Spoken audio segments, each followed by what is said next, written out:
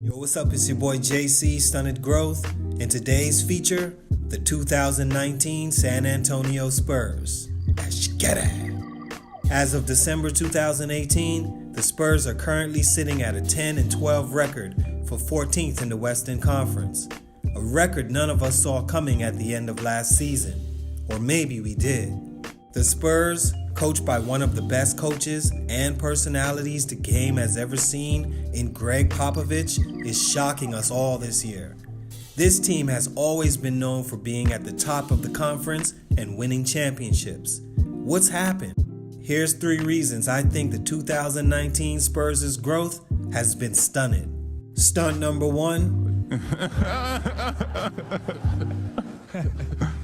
Trading one of their greatest assets in Kawhi Leonard was a mistake. A clear-cut mistake that, you know what, they couldn't control. Kawhi is a generational talent, just as much as LeBron James and Kevin Durant. In his game against the Boston Celtics this year, he had an amazing 31 points and 15 rebounds.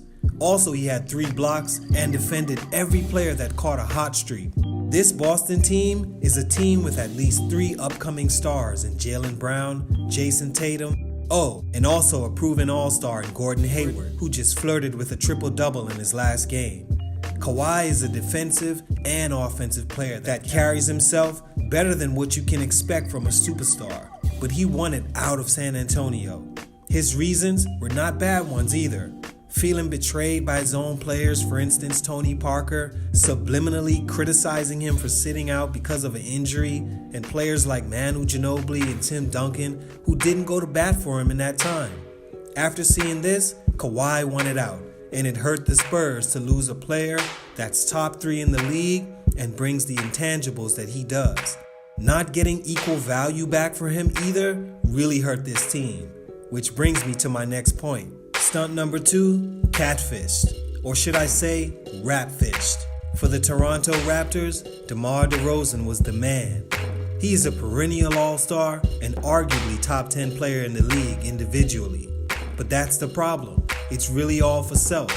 For the Raptors, he averaged almost 20 points per game in his 9-year time with them. In 2016-17, he was one of the game's leading scorers at 27 points per game. A legit star that everyone was watching, thinking he'd be next. But that only lasted until he faced LeBron James and the Cavaliers. Year after year, he completely faded away from the competition and was a complete shell of himself, embarrassingly. That same season, he averaged a career best 27 points per game. He only averaged 22 in the playoffs that same year. This team constantly counted on him to bail them out and take them to the promised land. With LeBron in his way every year, he just never showed up. And this is the guy they got back for a player who's proven to be solid in the clutch and a champion in Kawhi Leonard.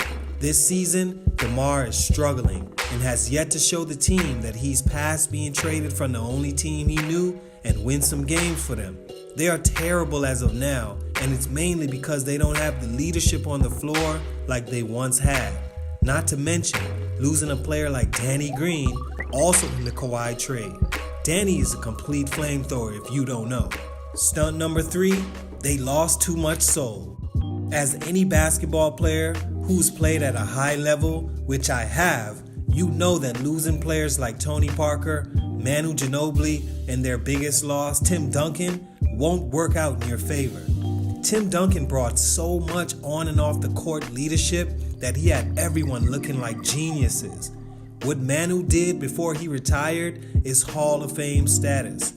Tony was always one of the best point guards in the league since he came in. These 3 players brought a stability and soul this team could rely on. They all played different positions, so there was no jealousy or anything less than camaraderie. Those guys, along with the role players around them, carried themselves like the upper echelon of the NBA, the Duke of the NBA. Losing these guys and another guy that fit in so well with them in Kawhi Leonard was a complete team change and facial reconstruction. Simply put, they're just not as talented as they once were, period. I just want to say that this current Spurs team looks pretty trash right now, I'm not gonna lie. DeMar DeRozan just seems better off fit as a second option instead of a lead superstar player on your team. I don't know what's gotten into him this season. I still feel like he hasn't gotten over being traded. But hey, he needs to get over that and get back to winning like the Spurs usually do. Yo, it's your boy JC Stunted Growth, and I'm out, man.